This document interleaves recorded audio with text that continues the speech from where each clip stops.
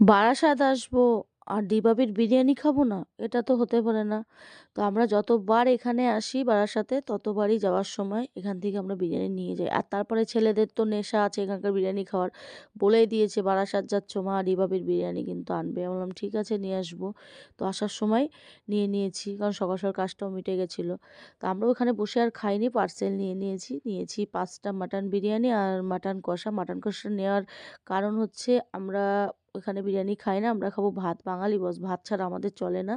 তো হেলতে দুলতে চলে আসছি গাড়িতে, কারণ ভাবছি যে কখন হোটেলে যাব। খিদেও লেগেছিল, কিন্তু আর বিরিয়ানি খেলাম না দুপুরবেলা করে। আমি ভাবছি বাড়িতে গিয়ে সবাই মিলে একসাথে বসে খাবো।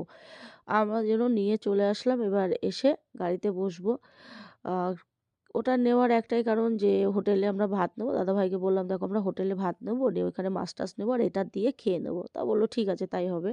তো আমরা একটা হোটেলে দাঁড়ালাম, ভাতের হোটেলে। তো ওখান থেকে ভাত নিলাম আর কাতলা মাছ নিলাম, আর এই মাটন কষাটা দিয়ে বেশ জমিয়ে খেয়ে দিয়ে বাড়িতে আসলাম। আর কি বলবো, খিদেও লেগেছিল। তখন বাজে, আমরা এখন বিরিয়ানি নিয়েছি তখন বাজে 2:30।